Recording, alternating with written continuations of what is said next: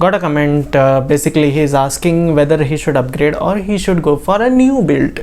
So let's discuss first what the specs are.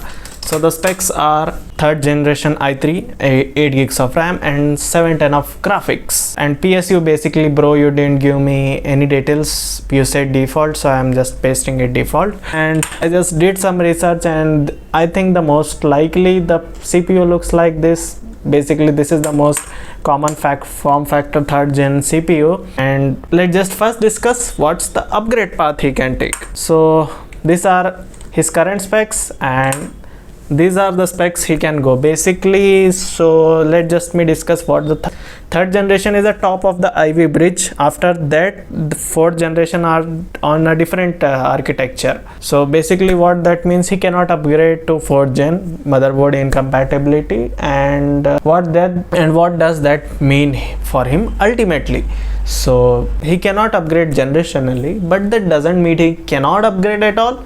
He can go with i5 and i7, i5 3470, i5 3770, same with i7. Now for upgrade bro, you have to still consider what power supply wattage is yours. If it's something around like 400 watt, sure, you can upgrade without thinking. And coming to the most important graphic card, he has 710 and we all know that 710 is just a HDMI output for the most instance and purposes. I would strongly recommend go for a 5500 RX or RX 6400 or GTX 1080, GTS 1650, anything that you can get cheaper. Don't spend more because your PC is already point of reaching the maximum upgradability path. And RAM and memory you can just upgrade. There is no need for specific things. You have to just make sure that it's DDR3 and any SSD is compatible. So this is all about like if you want to upgrade. But what if you want to go like let's say building entirely a new PC? Then what? So firstly, the processor, I would strongly recommend if you are going for a new build, go with a Ryzen processor, especially Ryzen G processor. It can be Ryzen 3 5600, Ryzen 5 5600, any G processor, but try to go with a AM4 processor and a G processor. Why I am saying even though I have an Intel build? Because for most people, they want to build a PC first and then after they will collect the money and then they will purchase a graphic card. I didn't do it because I knew I will be buying both of them, so I was like cutting cost wherever possible. That's why I went with F. But you don't need to do that. G processor is more than enough to get you minimum basic level editing, basic level gaming with no problems. And when you have bugs, drop a graphic card and voila, you have a pretty good gaming PC. So this is in a budget. So next comes like graphic card. Again, I already have specified it. And motherboard, yeah, this is where you have to think. Don't cheap out and buy H series motherboard like I did, especially if you are going for G series processors. You know, they are powerful processors. Don't cheap out on motherboard and regret like me. Go for B450, B550, anything is fine.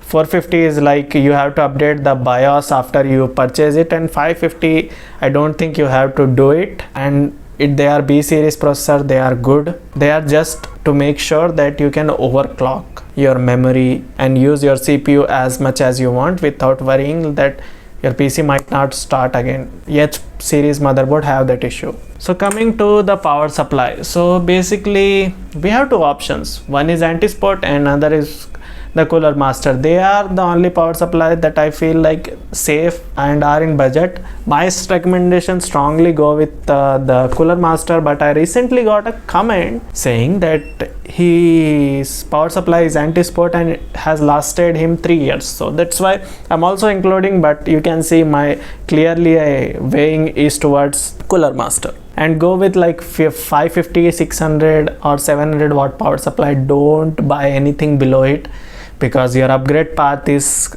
either hampered or completely stopped.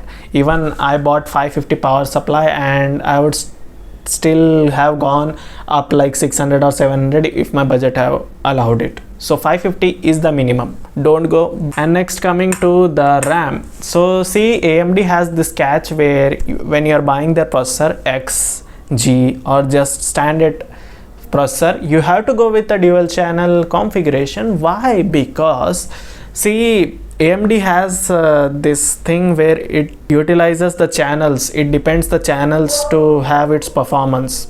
If you have a single channel RAM, basically you are curve stomping it, you are killing half of the processor's power.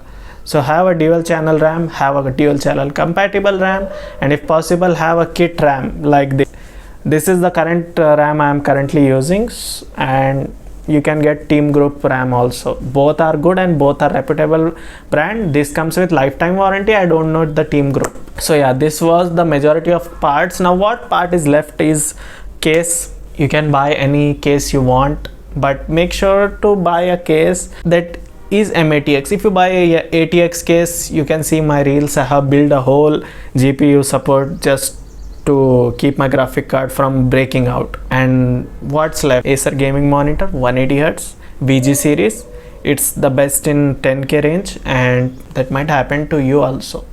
So yeah, this is my 30 to 40K build guide, or whatever you want to call. But if you have more than 40K budget, I would recommend, like, instead of going G series processor, go with the X series processor and buy a better graphic card like 6600. So yeah, with that, let's just end this video. If you like my content, be sure to like, share and subscribe, usual things. And please, if you have any doubts, ideas, or if I say something wrong, comment below. I really like your comments and I try to go through all of it. So with that, let's just end this video.